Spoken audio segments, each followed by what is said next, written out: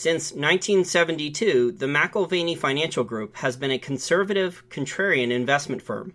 With that mindset, they have created a multifaceted approach to portfolio management, offering a wide array of services including hedging through precious metals, wealth advising, a unique short fund, and an excellent educational resources.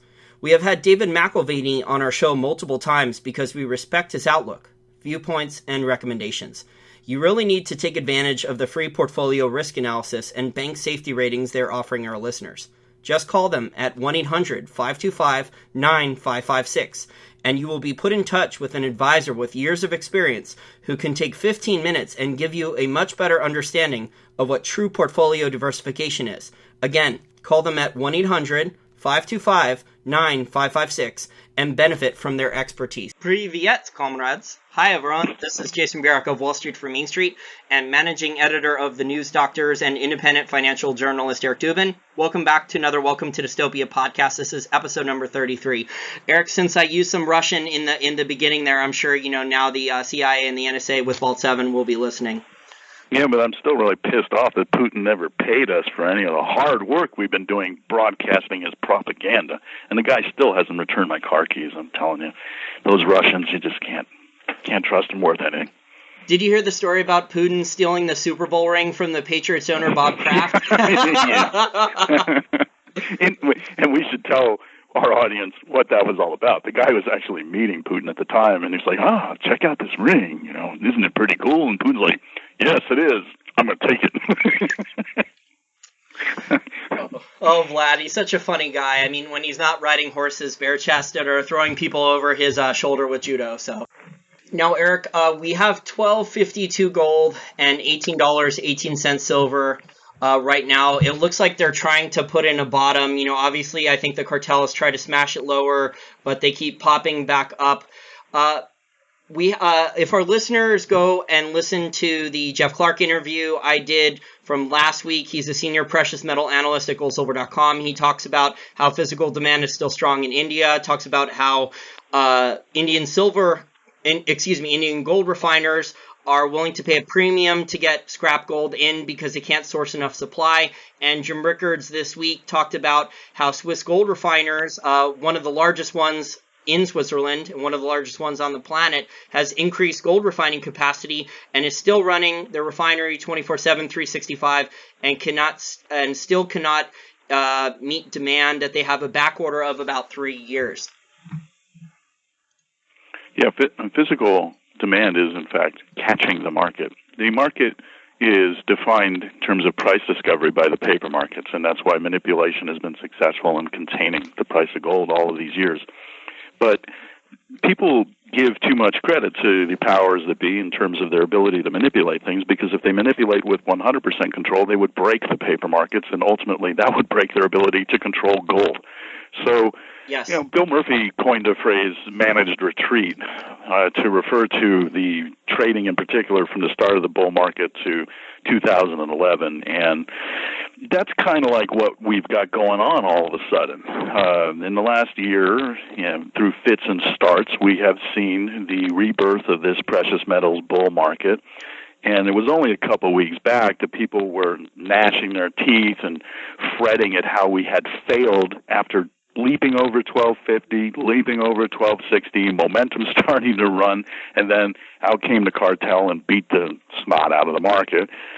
People were thinking, the reflation trade with all of the economic stimulus that is on the hook for, the Trump infrastructure spend, as well as the deregulation efforts, and most importantly, the tax cuts and all of the passions that came forth in the general equities market when Trump won, was this whole reflation trade that had a lot of people being skeptical about the need to own gold because they were assuming that the economy is going to do well and all that. And I'm speaking in terms of how the conventional financial world has been thinking about the value of having exposure to alternative assets, primarily gold. Well, here we are. That whole narrative is kind of flipped around again. And the powers that be are having a hard time dealing with gold again, because we almost went through 1,200 on the downside only a couple of weeks ago, and now all of a sudden we're back over 1,250. all of this speaks to what you introduced this whole segment with, and that's that the physical market is a heck of a lot stronger than anyone in the mainstream is giving credence to. We've got the World Gold Council and all of the official them that follow the industry, putting out garbage analysis. I mean, they concluded that China, for example, was in the neighborhood of selling 20-some-odd metric tons of gold in December, and when, in fact, we know for an absolute fact that the Swiss refineries shipped over 150 metric tons to China in December. We were living in an alternative reality, and gold is a lot stronger than most people give credence to, and that's in fact why we've all of a sudden gotten back over 1250 again. So the other reason, Eric, I think we've gotten back over 1250 was if gold had broken 1200, you were looking at potentially mines closing and miners going bankrupt. Even at current prices, Eric, like a lot of primary gold miners, they're not even making $100 an ounce margin. They're maybe making $50, $70 an ounce margin, which is not really that much compared to the total gold price. And for silver, it's even worse. A lot of primary silver miners, Eric, at $18.18 silver, they're only making $1 or $2 an ounce in margin. So obviously that's not counting the lowest cost producers, your First Majestic Silvers or Pan Americans, but the other guys who are higher cost producers, you're making $1 an ounce on something. You're barely keeping your head above water. And, 5 years from now, Eric, these guys cannot replace their reserves at these metals prices. There's very few new primary gold and silver mines that could be brought online that are anywhere near economic at these metals prices. So something is going to have to give very soon. Maybe the cartel can keep the prices down at these levels for a little bit longer, but the physical market, like we've said, will eventually have to force the price higher. And the same thing with the miners. If the miners cut supply or they cannot replace reserves, the bullion banks, the cartel, are going to have a problem too, because the manipulation, Eric, I think it still needs at least some physical metal for the manipulation to continue. Well, of course. I mean, we have physical settlement and industrial demand and investors requiring physical offtake from the COMEX and the LBMA. So all of these drains are going on while flows of metals coming into the system also occurs. And they have to balance to some extent the physical flows so as to prevent the paper markets from blowing up. And if the paper markets blow up, then they lose their ability to manipulate. So anyone who subscribes to the notion that, you never should invest in precious metals because the cartel is all powerful and the cartel will always be able to keep manipulation going forever and ever, just simply are not appreciating what, in fact, the cartel has to do to execute the manipulation that they do. And that whole thesis that Bill Murphy put out over a decade ago about managed retreat is accurate. That's what the cartel does, and they're doing it right now. And, the bounce back from the depths of nearly testing 1,200 to where we are today at over 1,250 as we record on April 3rd, is more so driven by just the short-term stuff, not people worried about mine supply and all of that other, intermediate and beyond picture dynamic. And it's that short-term draw of Asia scarfing down tons and tons of gold, and in particular in China, where they have capital flight problems and the overextension of the Chinese economy and excess credit there is so out of control that people are trying to get their assets out of the currency because they know that China is going to be forced to devalue against world currencies. And, the interview you did with James Rickard is fantastic. I highly recommend people check that out because James speaks about that. What we saw this month, and last week in particular, in the COMEX pit is fascinating, and I want to bring that up. We have been cruising not too far away from all-time highs in open interest in COMEX gold positions, near 500,000 contracts. And within the last month, we have slid down to about 413 some odd thousand contracts. That's a really big decline in open interest. And that was occurring in part of the time when the price of gold was declining over the course of the last month and this last week as well. It more interestingly was occurring when the price of gold was drifting higher. And it looks like there has been a significant cashing out of longer speculator interest monies, people basically giving up the ghost and selling out of their positions, combined with, on the opposite side of those trades, the cartel covering some of their shorts. And that's what resulted in this decline in open interest. And all of this was going on last week when the options expiration hit on Tuesday, and typically we get the snot kicked out of precious metals as we move into options expirations on the COMEX, because the cartel's always trying to push the price down so as to cover their shorts before the options expiration, so that they don't lose money, so that they're able to, continue on this wash, rinse, repeat cycle that they do over and over and over again every damn month to control the market. Well, what happened last week was pretty fascinating, because we've seen this decline in open interest and the price of gold going up. There's something going on in the paper markets that's being led around the nose by the tail wagging the dog, as Andrew Maguire likes to joke about. The physical market tail wagging the paper market dog. I probably shouldn't use his analogy. It's a little awkward. But point being, we have equity markets that are overvalued by a substantial margin. We've got credit markets that are teetering and completely strained, and an economy in the United States that's moving into the 94th straight consecutive week since the March lows of 2009 in the economic recession, which makes it one of the longest, if not the longest, recovery in the last 100 years. And it's been based on garbage. It's been based on liquidity pumped into the financial system to save crashing assets from blowing up the real economy. And, this is not going to end well. The stock market is going to roll over, and the powers that be are going to catch it, and it's going to be kind of like a stair-step kind of decline as opposed to the sharp declines of big market crashes. But we're going down in the equities market, and I think the economy is going to roll over. And all of this is going to be great for precious metals. And when we look around the world, China's still a mess, and all of the various things that make up the 50-plus fundamental reasons why gold is amazing as far as, store of value and an insurance proposition, will out itself. We are going to see much higher prices in precious metals this year. Yeah, we've had, to add to some of your points there, we've had record amounts of Shanghai Gold Exchange withdrawals in November of 2016 and February 2007, and those numbers do not jive with the mainstream gold research people like the World Gold Council and GFMS.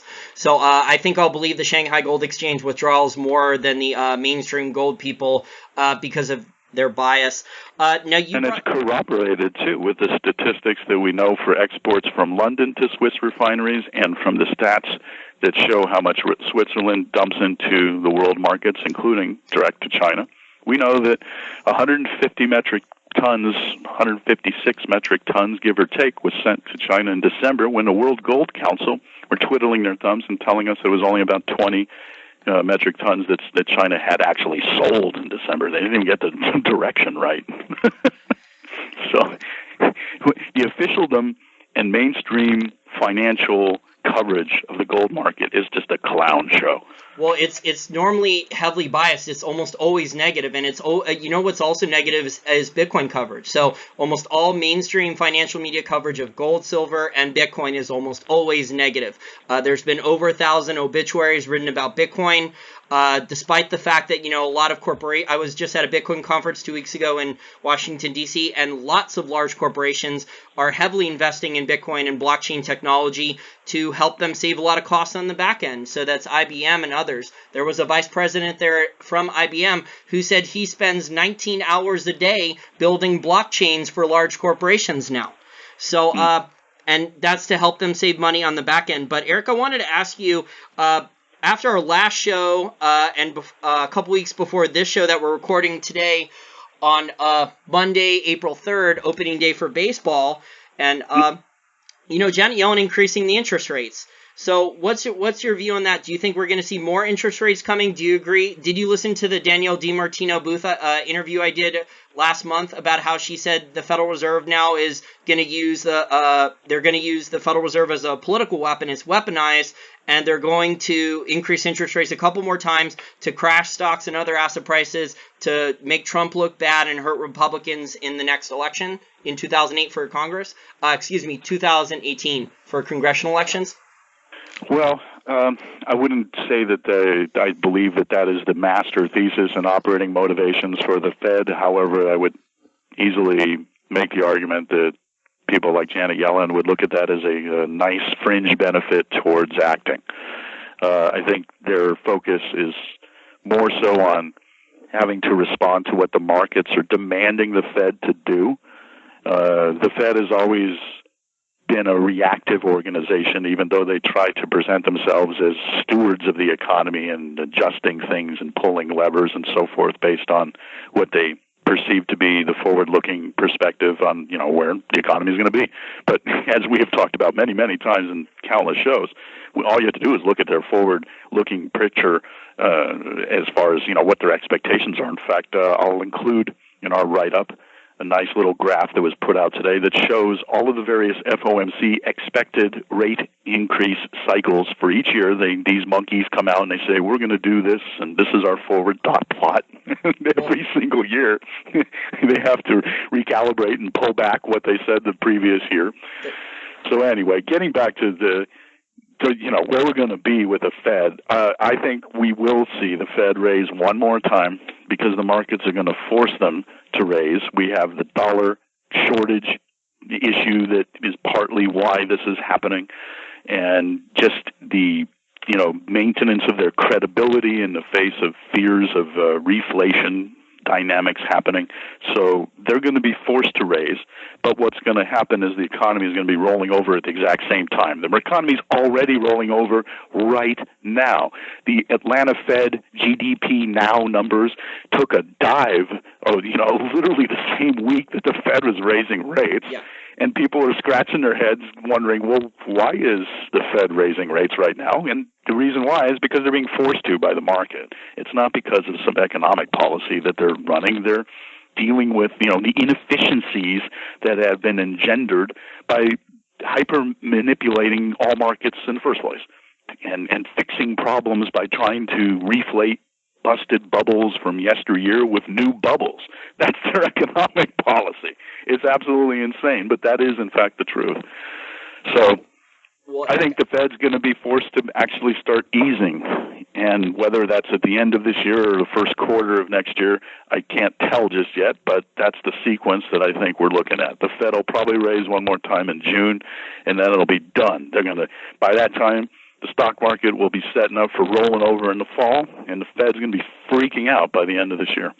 Eric, I think this global U.S. dollar shortage, and the Bank of International Settlement says it's at least $10 trillion. I don't think it's a real shortage. I think it's a bunch of irresponsible people who were corporate CEOs of foreign corporations and foreign governments who drastically overborrowed in U.S. dollars, and now they can't pay it back. And now they're saying there's a shortage of dollars, and they have to get the money printed to them to bail them out so that they can pay off their debts. Well, why did they borrow the money in the first place if they knew they couldn't pay it back? Because they're hoping and praying for a buyout, and they don't care about the long-term ramifications. I mean, there's so many problems with corporate governance, and lots of governments have drastically overborrowed because politicians, as we know, they don't do what they say, and they're willing to buy votes with more money spending and promises, and they don't care about the long-term consequences. So I think that, this real dollar shortage, I think it's based on a humongous amount of irresponsibility. So the only shortage that I would say is, for an alcoholic or a degenerate gambler who spends if you're a degenerate gambler and you spend all your money, you have a dollar shortage, right? But it's your own damn fault that you have a dollar shortage because no one put a gun to your head and told you have to go out there and gamble all your money away. And it's the same thing with an alcoholic who spends all his money buying booze and then drinks all his booze and then doesn't have the resources to go out and buy more booze. So and this is ultimately, regardless of what individual actors or nation states have done, the reality is that this structural inefficiency in the market is pushing the Fed, and it's part of the reason why they have to raise. And it's an example of how central planning and all of our economic policies have unintended consequences that spin out of control. And we've had this financial market-driven cycle where we get busts, and then in particular, and with great emphasis, in the Greenspan era since 1987's crash onward, we've gone through these boom-bust financial crashes, reflation cycles, and they keep getting bigger and bigger. And this time around, they're not going to be able to save the system. The system is going to crack up because of the extent to which the distortions are engendered in the system. We've had the biggest bond market bubble created in world history as the powers that be tried to save the mess from the 2007 through 2009 crash. Yeah, Eric, I've heard some bullshit how American banks are so healthy, but yet banks, when you look at all the fines since the 2008 financial crisis, banks have been fined, Eric, $300 billion. About $300 billion.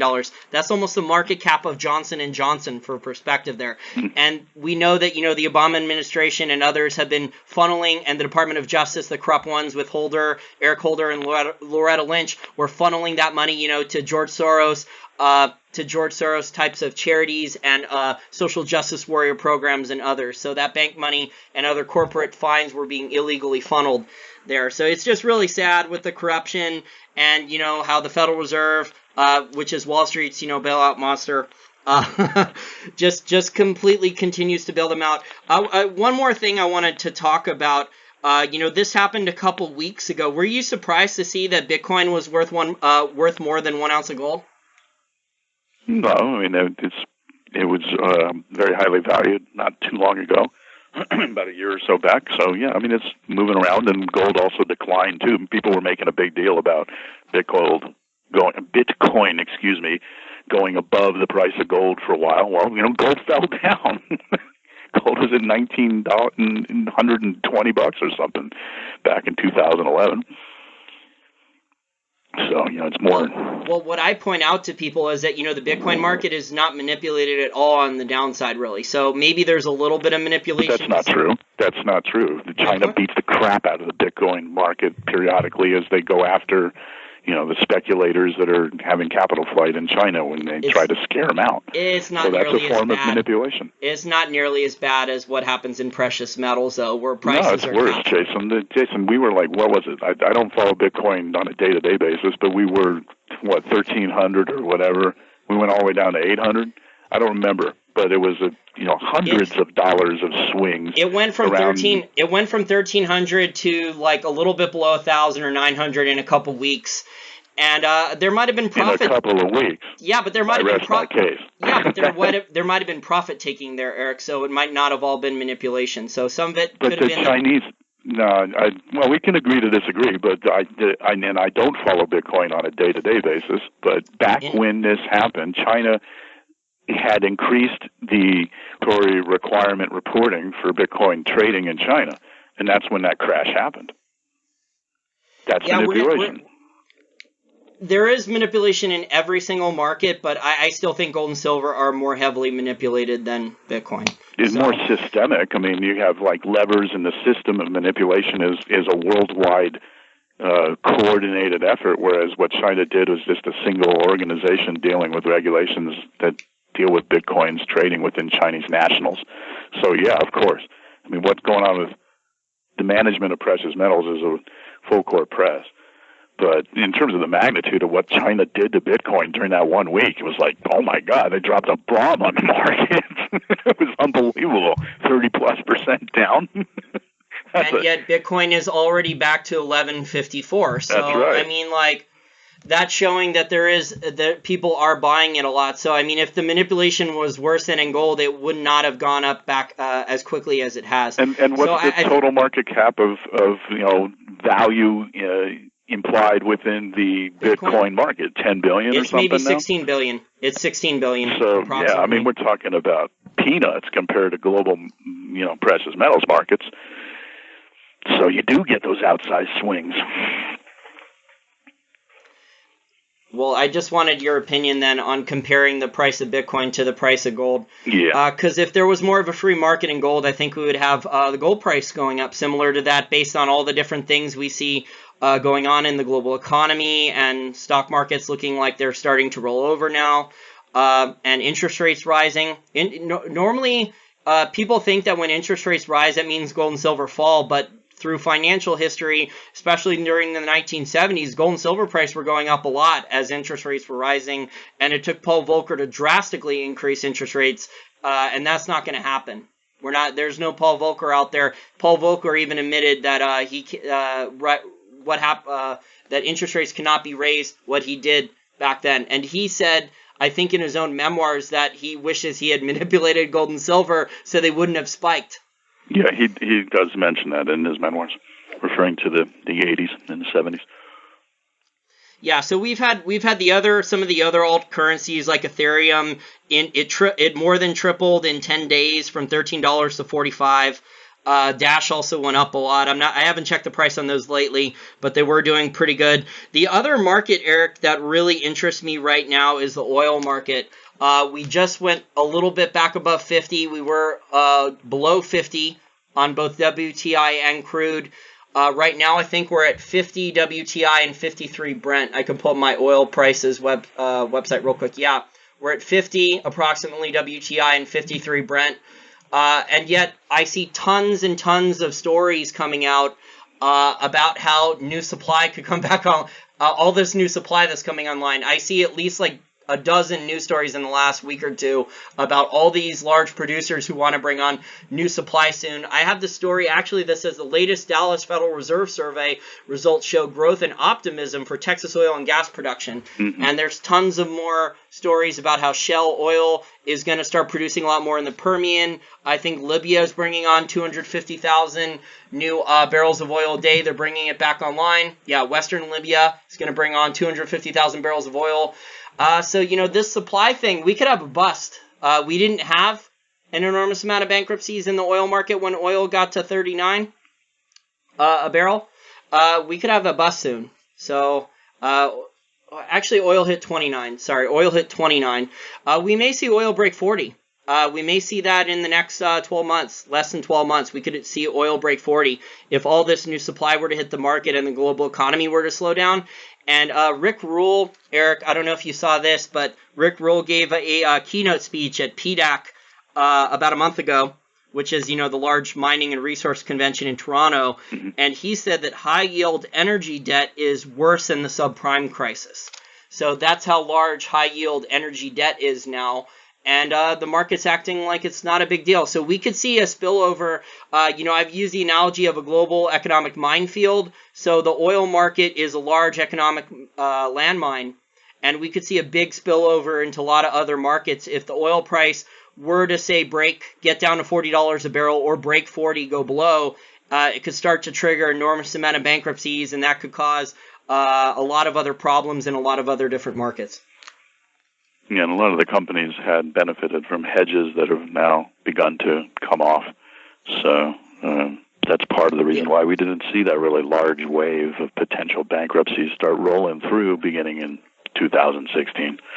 Well, the other one is Wall Street still gave them lots of credit. They were able to raise shares to prevent defaults on debt. They were able to do debt for equity swaps in some cases, and you remember that story about the Zero Hedge was adamant, they had good sources on it, that someone in the Dallas Federal Reserve was calling local Texas banks and telling them not to default on loans, that it would create a panic. Yeah. So, credit was extended and companies were allowed to keep producing when they were probably technically insolvent. The other thing, and this is probably also why the oil price has been falling, is the Saudis came out and admitted they cheated on their oil production cuts. So, I interviewed Dan Steffens last month. He's an oil expert down in Houston. He's a very good oil stock picker from the bottom up. He picks a lot of good oil companies that can grow production and grow reserves, and he's picked out a lot of winning oil stocks. Sometimes he's picked out 10-baggers for oil stocks, but he's normally always way too bullish on the oil price. And if you went back and looked at his views on the oil price, and he thought that OPEC would actually stick to their production cuts and not cheat. And I was, bringing up financial history for decades now that members of OPEC have always cheated on their production cuts. So I didn't think OPEC would stick to them. And we had the Saudis, a couple weeks ago admit that they had cheated on their production cuts already. So the cuts didn't even last that long before they started cheating on them. I mean, when you have a country, though, and so much of the government tax revenues and bribing people with social welfare programs and other things to keep civil unrest in check with food subsidies and other things, when so much of the oil revenue, Eric, is based on oil revenue, it's kind of basically where you have to cheat so there's no pitchforks coming at your palace to do a regime change, a coup. Yeah, and in the longer term, the whole geopolitical friction between Iran and Saudi Arabia is going to ultimately, most likely, be the catalyst that will send OPEC to the dustbin of history. It'll be the catalyst that'll make participation, coordination within the organization just untenable. And it already is beginning to have that impact, frankly. And it's part of the reason why there is a lot more skepticism about OPEC being able to keep a lid on keeping cartel members in check. Yeah, I agree. And there's a lot of investment going into replacements for oil in the long term. So a decade from now, there might be a lot of other things that will take away oil demand. So there's still going to be a lot of demand for energy, but there might be, more natural gas usage instead, because natural gas is supposedly cleaner. Right now there's a good amount of supply of natural gas, especially in the United States. They're getting a lot of natural gas byproduct from hydraulic fracturing and horizontal drilling. Eric, now I know you've been shorting stocks. You said this is the first time that you've decided to short the general stock market in a long time. Why are you thinking this way? Well, for over a year, I've been of the view that we would roll over in the second quarter of 2017 in a stair-step kind of expression of a new bear market. And I believe that the powers that be are going to catch this downward move that began March 1st, in my estimation. And, maybe we'll have a 9-10% correction between now and the end of this quarter. Somewhere in this quarter, I think that's what we're looking at. And I think we're going to see plunge protection team, for lack of shorthand, better way of referring to the managers of our stock market, come in and support it, jawboning, all that good stuff. And then, later, as the economy becomes more clearly hampered by the duration of this artificial move, combined with all the craziness that's going on the political front, where all of these expectations that were built into the stock market and sent the stock market screaming higher like a scalded cat beginning November 8th when Trump took office, with people believing $1 trillion plus of infrastructure was coming down the pike, tax deregulations, and all, reform of Obamacare. All of these expectations have had half of the wind knocked out of them, in the very least, but the stock market hasn't reflected this just yet.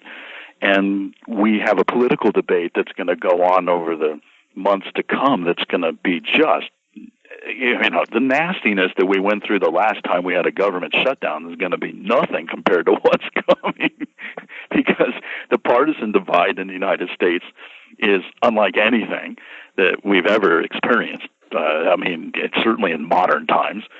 And we have a budget deficit debate and a debt ceiling limit debate, and the confluence of all of these things combined with the inability for Trump to have this infrastructure spend because there's just not enough money to support it, because of this political debate about the budget deficit, on and on, it's going to make it such that all of these built-in expectations that sent the stock market screaming higher deflate.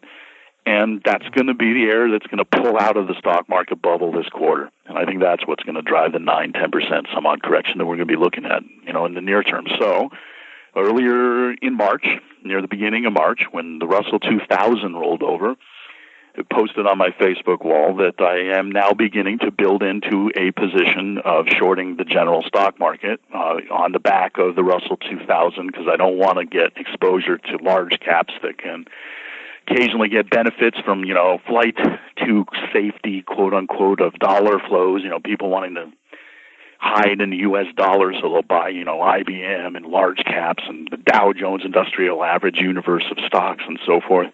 A lot of this capital flight that happens around the world sometimes lands into dollar-denominated U.S. stocks simply because a big Chinese investor can buy less than 5% of any given large company and not have any reporting. There's no reporting requirement because they're not over the 5% Securities and Exchange rules for reporting. So, this is part of why the stock market occasionally gets this extra boost. Monies are flying out of Europe when we have turmoil in Europe, and flying out of China, and they're flying into the S&P 500. It's part of what's been going on. So I have begun to target the Russell 2000, and over the course of the next month and a half, 2 months, I anticipate increasing my short position against it. And smaller companies are more vulnerable to economic downturns. They have less capital. They're less flexible to deal with economic turmoil. So that's why I'm going after the Russell 2000. And then in addition to that, it doesn't have quite as much of a buzz factor when it comes to, momentum stocks. And as an example, anyone can go pull up a chart of what's going on with Amazon.com this last week, and you can see an example of what happens when large cap momentum darlings begin to capture the imagination of bulls running and chasing momentum. So I believe that the standard equity market in the United States has already begun a process of rolling over that isn't being recognized, and that it will be recognized in 3 months' time when this correction unfolds. And then this year, we're going to see, Fed and probably raise interest rates June, but one more time this year. And then, it's going to be kind of like a stair-step kind of a move, that this whole economic turmoil leading to a downturn in equity markets, and also how that relates to the bond market, which we've talked about a lot in previous shows, is going to play out into next year too. We're going to have a much bigger equities correction, but it's not going to be a straight line down. It's stair-step.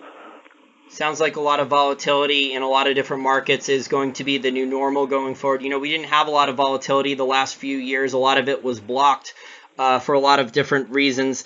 But the Dow has lost more than 600 points since Trump's Fed speech to Congress.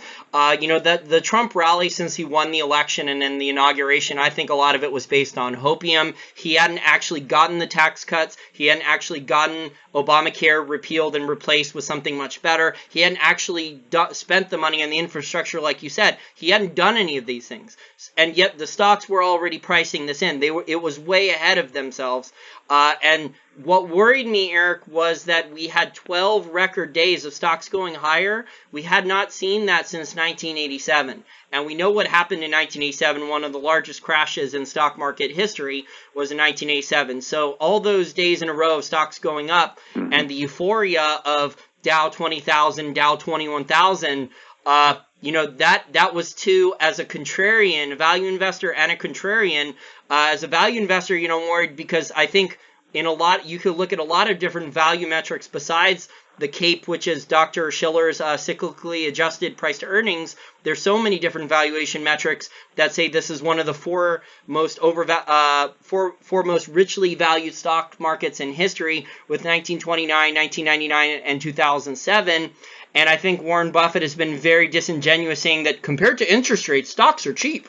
Yeah, well, Warren Buffett's always been a big fan going back all the way to the 1990s of the so-called Fed or Alan Greenspan model, where inverse of the 10-year yield versus what the dividend yields, the S&P 500, and all that.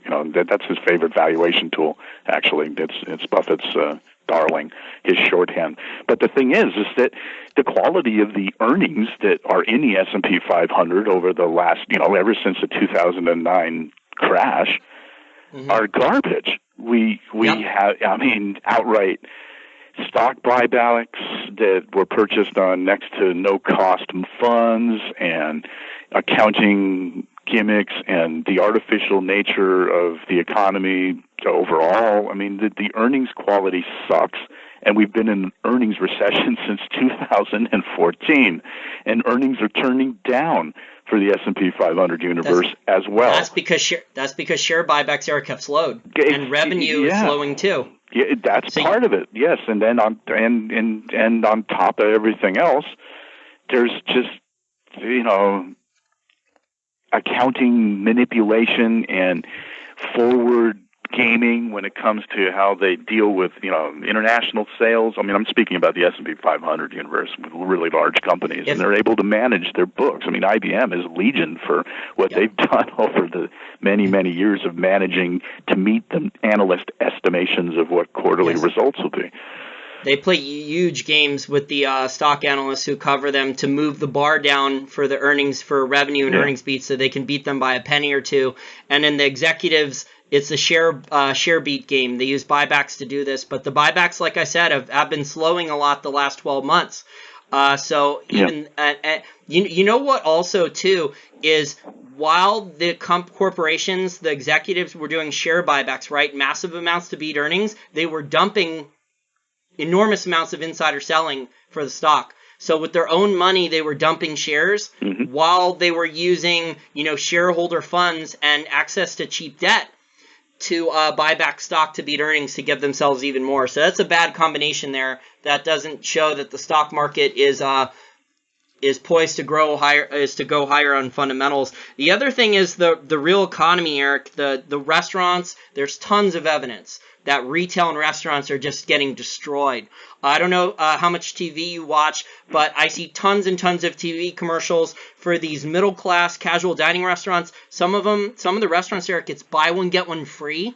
It's two people can eat for $20. You get an appetizer and two entrees and a dessert. I mean, that's desperation. You're destroying your margins just to get anyone in the door at all for restaurants and for retail. Dave Kranzler put out a piece last week on this. There's 3,500 retail stores that are supposed to close in just the next few months.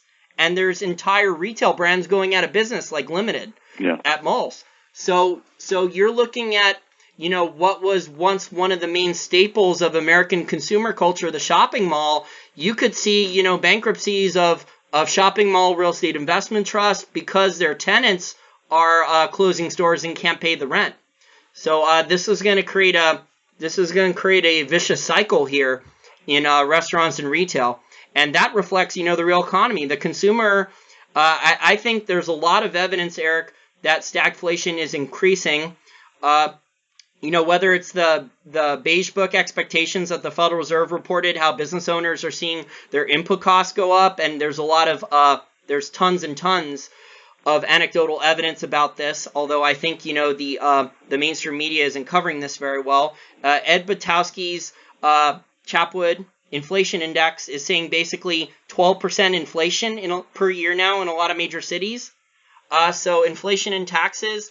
And did you see also that in order to pay maybe for some of Trump's new programs, Trump is talking about potentially, he hasn't fully agreed on this, but it's being discussed now, a 20% VAT tax, 15 to 20% VAT tax. So, if the consumer is already strapped, Eric, you put a 15 to 20% VAT tax on a lot of items, that's going to destroy consumer confidence and consumer spending in the country. Now, maybe, obviously, the economy long-term should not have been built on consumerism like Keynes wanted, but, for all the phony economic data, it's going to make it look even worse. So you're talking about a VAT tax above and beyond the import tax that he was talking about, I believe it was back in February. Do I have that right? Yes. They're talking about a border adjustment tax. That's part of it. But he's also, the problem is the U.S. is in such debt right now that they're looking at a number of different ways to increase revenue. So I thought it would be the Democrats, once they took control of Congress again, would want to increase taxes. But the Congressional Budget Office, just to allow Trump to spend more, they may force him to figure out ways to increase taxes if he's going to give corporate tax cuts and these other things, because, that's how tight the U.S. government's finances are now. Yeah, it's like I said earlier, this whole budget debate is going to rear its ugly head and be something that's going to define where markets are going to move later this summer. Yeah, and were you that happy when Trump announced all those big budget cuts for all the government agencies and then he moved them over to the military? So that's like a big facepalm there. Like, okay, Trump, good job cutting all the spending at a lot of these government agencies.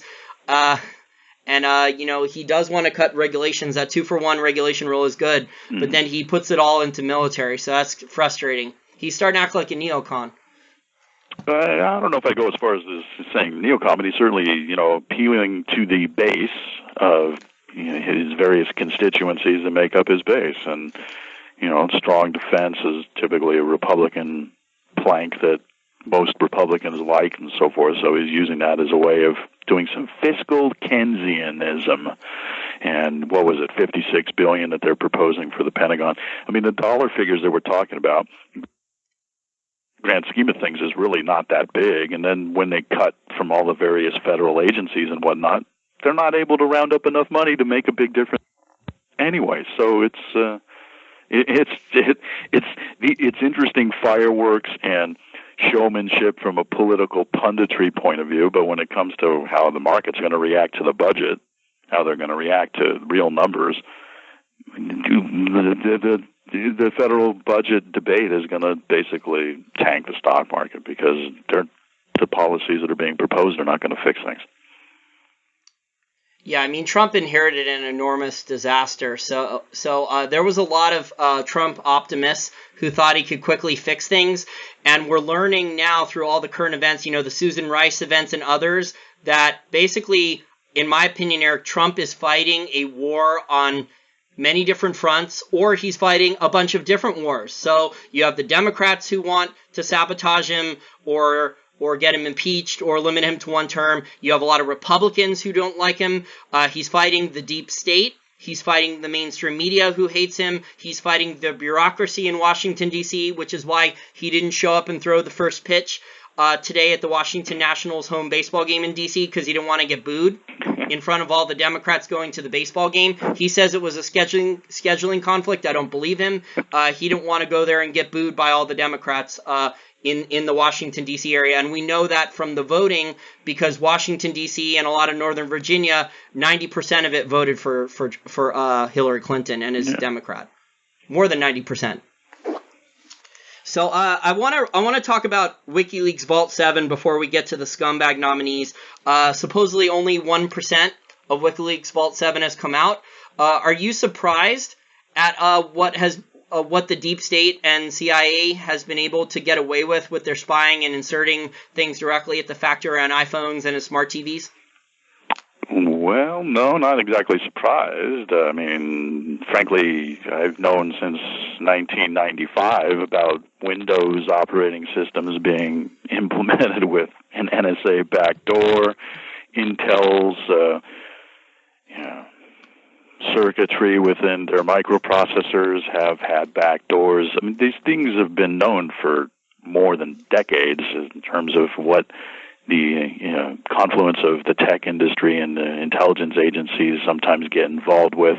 We know from memory fails me. I don't remember exactly how the information about AT&T's interlinking with the backroom routers within the backbone of the internet came to light back in the memory serves in 2004, where it was either through a Freedom of Information Act request or some other means, and I apologize for my memory not being accurate as to how that information came out, but it was discovered that basically the NSA had bugged the entire internal backbone network of the United States internet, such that anything that would go over it would be able to be vacuumed up and dumped into what they ultimately built in Utah with the NSA data archives that they have now up and running in Utah. The consumer electronics infiltration, this is not news. I mean, we haven't had the documents that prove exactly the scope of what the CIA has been able to do until now, and that's the real significance of what this Vault 7 revelations represent, and just how pervasive it is. And in fact, it is illegal. It is against the statutory laws and the regulations of the regulatory state for this kind of domestic data spying to be occurring. And then we also have the ways that this colors the whole other fricas that's going on with the fake news, Trump being, influenced by Russians, and the Russian hacking basically being this gigantic red herring about, how the Democratic National Committee servers were hacked and Podesta emails and all of that stuff. Those sources were most likely United States intelligence officers and people within the U.S. network that were disgruntled with what's been going on, and they were the source of the leaks. Yeah. So I mean, it seems there's a lot coming with Vault 7.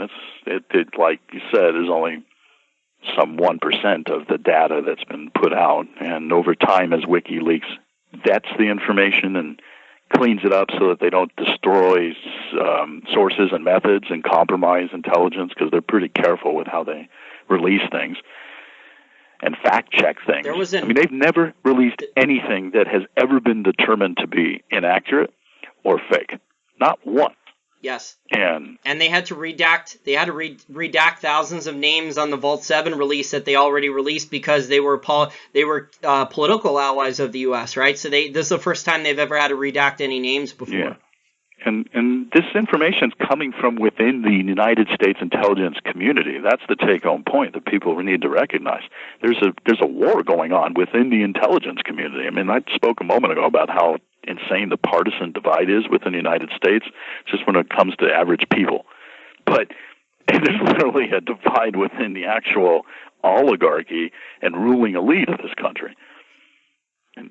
Do you think Trump's paranoid, or is there someone really out to get him? Do you think him and his transition team were actually spied on, specifically targeted? It's not a matter of opinion; it's a matter of fact. And now, I mean, if you asked me that question 2 weeks ago, I wouldn't have been able to say it's a matter of public fact. But now we've had, former people within the Obama administration admitting that activity was going on. It's no longer, Trump being kind of flowery in his bombastic way of putting out a tweet a number of weeks ago saying, Obama spied on me. He wiretapped me. I mean, that was kind of a boneheaded thing that he did because it made it personal, and it was easy to have the mainstream media attack him in response. I mean, he's just kind of, I don't know. I mean, he's a street fighter, and his tactics, and a tactic like that might be great for a primary campaign, but the guy's now president, and when you do those kind of showmanship-like barbs that come from his ego and are based on his, street fighter ways, they don't go over very well when you're president. You just, that whole fracas was amusing to watch, but as it happens, we're now seeing former people involved with the Obama administration basically sticking their foot in their mouths and making comments that reveal that, in fact, that the administration was illegally spying on the Trump administration or the Trump campaign and Donald himself.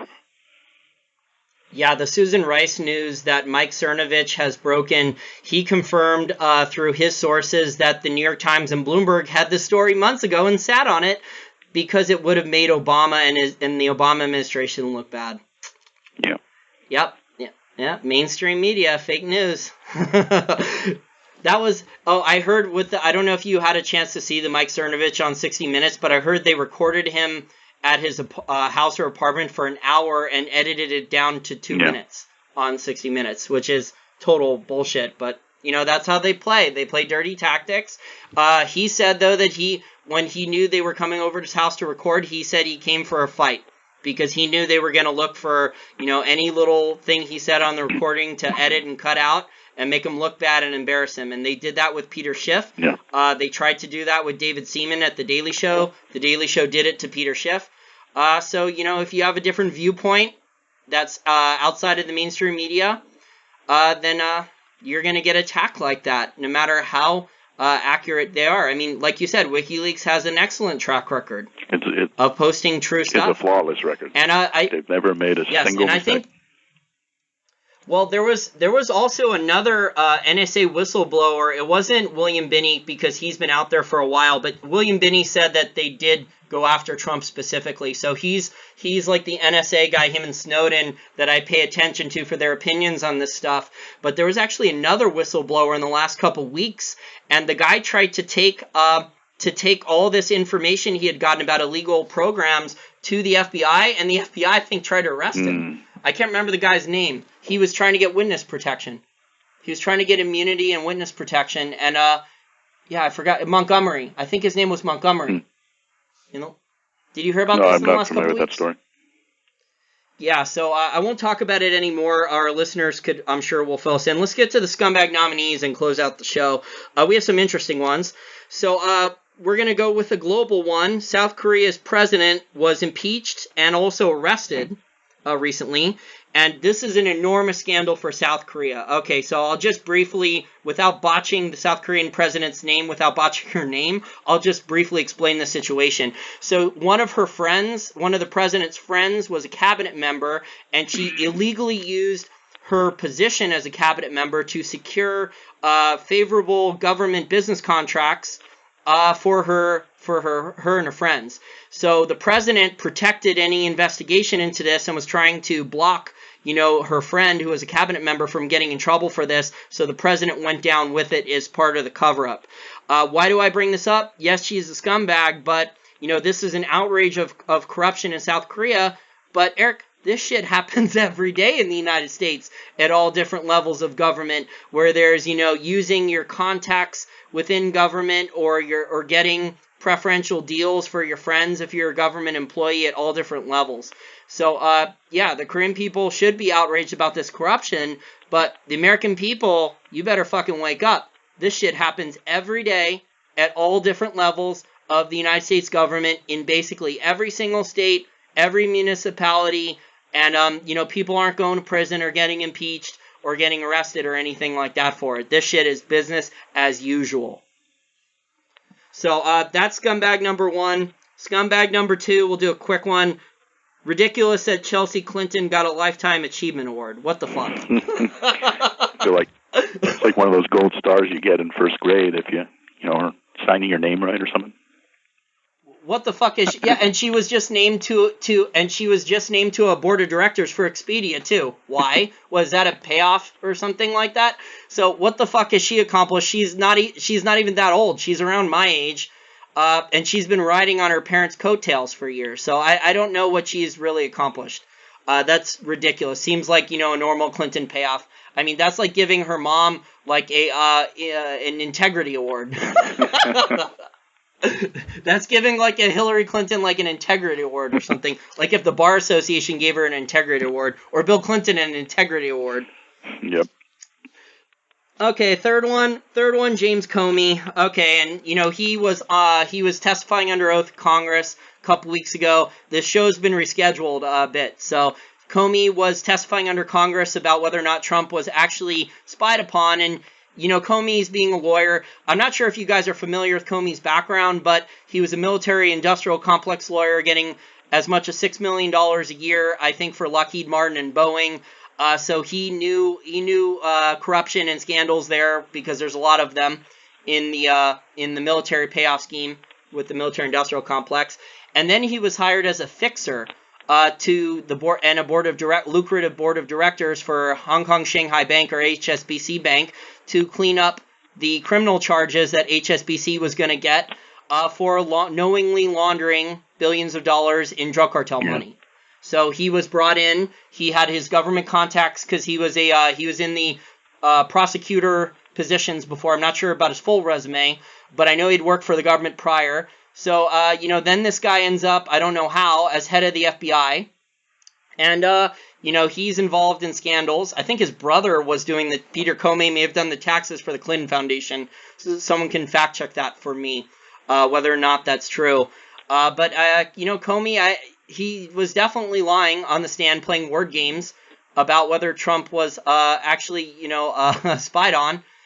And it's just ridiculous. Why hasn't Comey been fired? I mean, this guy, for what he's done with the Pedogate stuff, and either he destroyed evidence with Loretta Lynch, or he looked the other way and didn't bother doing anything about it. I don't even know why this guy still has a job in the FBI. I'm in shock that Trump hasn't gotten rid of him yet. Yeah, well, I have a feeling that's going to be coming. He should have been fired immediately as soon as Trump got there. I'm in total shock based on this guy's resume, of cleaning up, being a fixer for the banks and involved in that stuff, and then working with the military-industrial complex. Why he hasn't gotten fired. I also want two more nominees, and then we're done. Paul Ryan and the other Neocon Rhino Republicans for being douchebags and try to put in this bullshit replacement to Obamacare. The Diet Coke of Obamacare. What would you call it, Eric? Well, bullshit is fair enough. Yeah, do you think Trump actually wanted this thing to blow up and distance himself from it? No, I mean, his position was probably genuine and whatnot, but... Well, did you see now he's going after Rand Paul, and he called them out, the Liberty Caucus, on Twitter? Yeah, I mean, we now have a complete division between that faction and the Republican Party. So, I mean, the Liberty Caucus is probably more sane than any other segment within the Republican Party, and then the Republican Party's at war with each other. Yeah, Trump played golf, I think, with Rand Paul over the weekend, trying to kiss his ass to get him to switch over. Yeah. And finally, the last scumbag is Larry Summers' tweets about David Rockefeller. David Rockefeller is, probably a lifetime achievement scumbag, but since he died recently, we let's not nominate him here for a lifetime achievement award as a scumbag. But Eric, I think you should read the tweets that scumbag Larry Summers said about his buddy David Rockefeller. Okay. This is back in March 21st, and Summers tweets out, David Rockefeller, who has just died, did as much as any private citizen to bring public and private sectors together. And then Jason and I were reading this before the show. We were joking, what? You mean fascism? The marriage of government and private sector. And here we have Mr. Summers, celebrating the servants of bringing fascism in the United States and worldwide to our globalist elite. Lovely, lovely.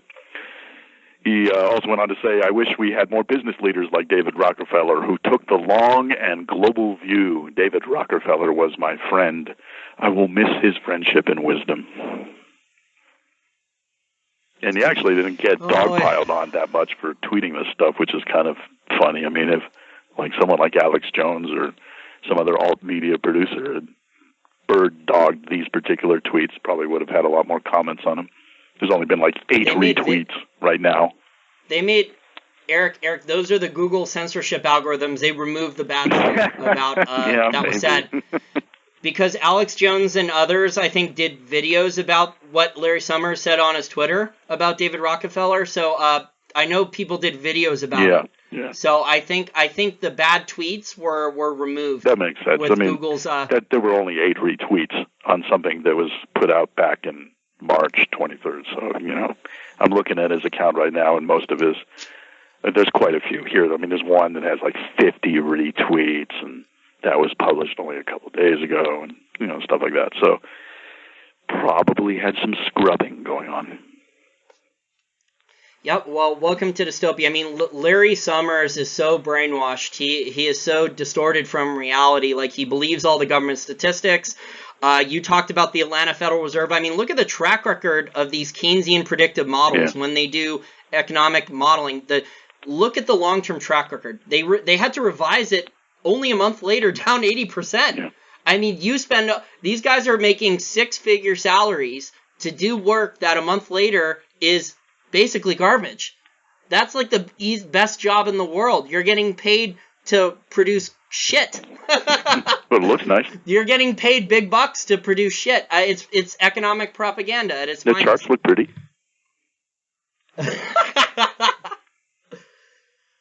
And supposedly, according to Danielle DiMartino's Booth Fed Up, all the Federal Reserve banks get really nice discounted food inside the cafeteria. So Grandma Yellen is well fed. Yes, and they get Cadillac health plans too. So there are perks to being part of the status quo and kissing up to the system. But the track record of these predictive models, man, these same predictive models said that Hillary Clinton had a 98% chance of winning the election. So they're not worth the paper they're not printed on. But yet that's all we have now because people don't trust human beings anymore, and it's hard data. You can't argue with the model. It's hard data. It's real science. You can't argue with it. I spent all this work putting inputs into the model. Okay, guys. Well, I could go on a rant about that a while longer, but that's it for the show. For today, this was episode 33 of Welcome to Dystopia. Hopefully, you learned some things and you got a few good laughs at the end. Mo and I are trying to raise $1,000 per month for our Patreon account. We have over 2,600 viewers per YouTube video, so if we can get most of our loyal listeners or all of our loyal listeners to donate $1 per month or up to $5 per month, which would be amazing, that would cover most, if not all, of the money that we need. So we also accept one-time donations. If you go to the wallstreetformainstreet.com website, we accept donations in cash via PayPal. Fiat, you can donate there. You can donate Bitcoin through our Bitcoin wallet there on the website, or you can donate gold and silver. We have a gold money account, and we also accept mailed donations of physical gold and silver. Thank you guys for listening, and we appreciate any and all help. Please forward it to friends. Okay, bye.